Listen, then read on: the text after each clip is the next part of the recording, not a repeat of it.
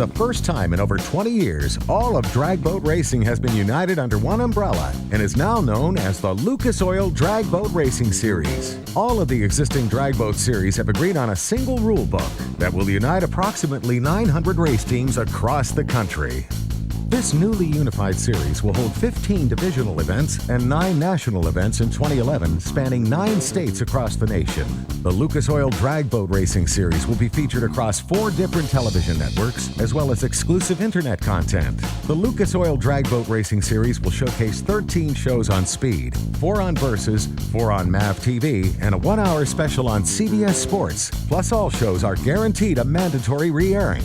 The series features 4 professional categories, including Top Alcohol Flat Bottom, Pro Modified, Top Alcohol Hydro, and the mind-blowing Top Fuel Hydros that skip across the race course at a staggering 3.5 seconds at speeds of over 250 miles per hour.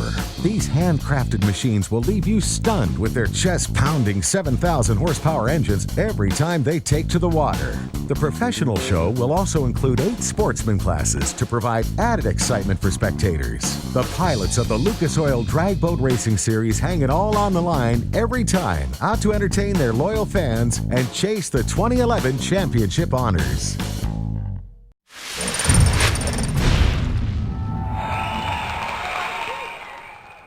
Let's talk about Eddie Knox, man. How'd you get into drag boat racing? When did you get into drag boat racing? Well, it started in probably the late 70s, early 80s. Just going to a boat race is what got me. I bought a boat, a race boat, and I took it down to the river, going 120, 130 miles an hour with, like I said, sunglasses and thongs on. Is probably not going to end up well. Next thing you know, you're from thongs and sunglasses into a helmet with helicopters waiting just in case. And that's basically how I got started. How much is left inside of these boats? Because when you look at the Asphalt Brothers over there, they're picking away a little bit at a time. It's pretty obvious they're maxed out. You guys are still getting it in big chunks, man. They're trying to restrict them a little bit. You can run this wing, this tire, this gear, whatever it is. We're now going places that we've never been. There is no design, there is no testing for where we're going. We have advanced quite a bit in the design of the boats into an outrigger style boat where we can bolt the sponsons on. We release a little bit of the air in between because, as you've seen many times, these boats blow over backwards. No one's ever been 260, no one's ever been 265. We don't know where we're going. It's like throwing Chuck Yeager in a deal and going, all right, give it a shot, I've got to ask you, man, do you see one of these boats going 300 miles per hour? Where you see the dragsters, they got wings, they got things that make downforce. That part's tough for us. We can bolt a wing on it, we don't know what it's going to do till it gets there. There's no wind tunnel testing. A boat could easily go 300 miles an hour. There's no doubt. We're so aggressive to the first half. If we were able to even remotely finish like we start, absolutely 300 wouldn't be in the question. Pretty cool stuff, my friend. Where do you see yourself in the future? Where do you fit in? Well, right now I got to hand it to Lucas Oil getting involved and get really involved in this sport and seeing what it's worth. Skateboarding is not an extreme sport. Top Fuel Hydro is an extreme sport. I really believe we're in a little tough economical times, but having the fastest boat in the world doesn't hurt. So I think I'll be back next year, and I hope to be seeing you quite often. Thanks for your time, brother. Pleasure talking to you. Always a pleasure.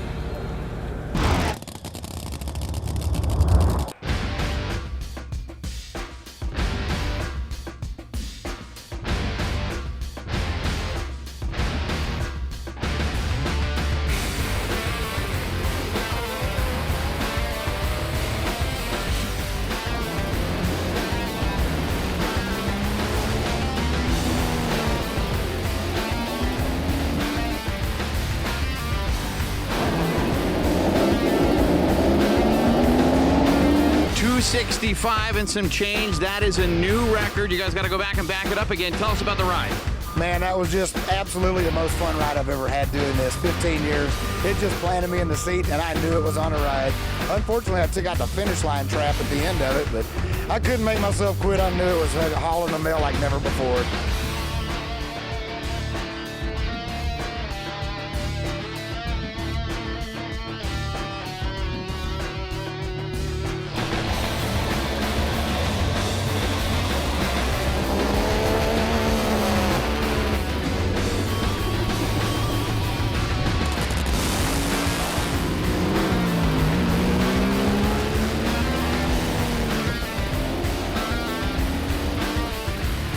For the second straight year in a row, Daryl Ehrlich has unleashed his samurai sword. He is unbeaten here in Phoenix.